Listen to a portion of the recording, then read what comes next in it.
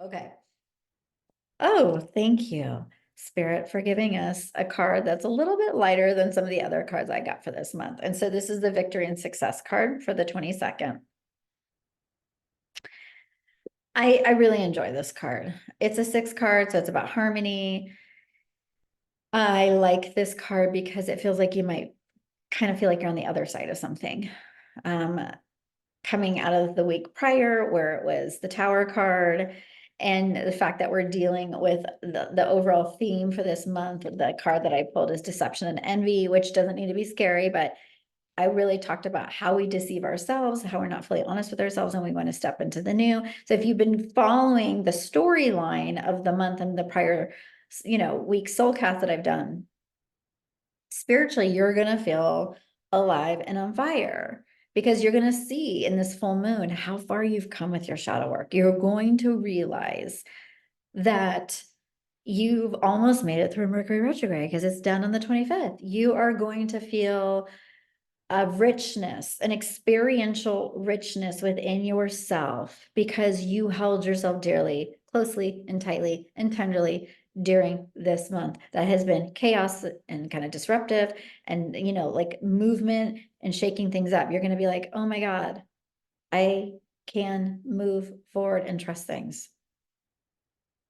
So where might you be experiencing this internal richness and this success because you decided earlier in the month to take a leap of faith and trust your intuition? This is, the first week of April was all about listening to your intuition, being the high priestess, whether you're man or woman. This is the week where you get to see some of your efforts rewarded. Like, oh yeah, because I took that leap of faith, I'm seeing some action. I'm seeing some things happen. This is a spiritual card though. It's a spiritual energy. So it might not be so much like everything in the external reality is perfect for you, but inside, like there'll be markers, right? There'll be synchronicities and things. But this is a very much an internal, like, oh my gosh, I am feeling good. Like I started that meditation practice at the beginning of the month, and I feel so good. Like I'm getting answers. I'm feeling like alive and on fire and inspired. That's what this card is about. And that's what they just told me right now. It's inspiration. It's the fuel to get you through and to feel really good. So what are you inspired about this week? What is showing up for you that feels really alive and passionate and like fun?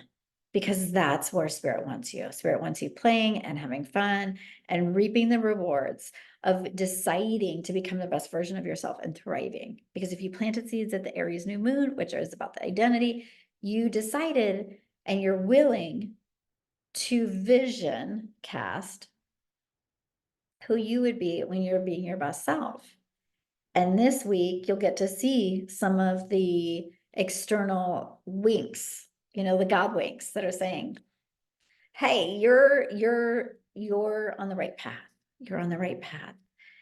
And I keep getting this deep feeling in my heart when I listen to this, like when I'm hearing myself channel and I'm feeling into my body, it's like your heart feels alive and very rich with joy. That you will have seen certain things come full circle since that Scorpio new moon that was in October. You will feel like you've seen a lot of shifts and like, God, I made it to the other side of some of this bigger shadow work. So I love this. I love this card for you guys.